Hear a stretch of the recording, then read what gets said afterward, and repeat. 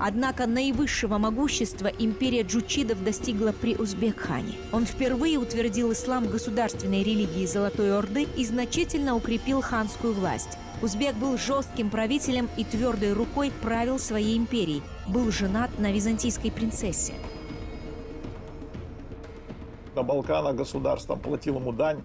В Болгарии на трон он тоже своих людей ставил, в Задунайской Болгарии, имею в виду, не Волжской.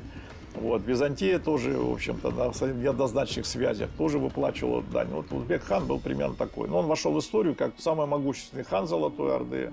При нем Золотая Орда – это действительно мировая империя. Причем по Узбек-хану очень много свидетельств, именно говорящих о его незаурядных государственных способностях. Он полностью произвел административную реформу. Он забрал все улусы у других джучидов. Он во главе этих улусов поставил племенных вождей. Из-за появившейся политической стабильности начался резкий рост количества городов в Золотой Орде. Археологи отмечают, что более 100 городов Золотой Орды возникло из-за начала правления Узбек-хана.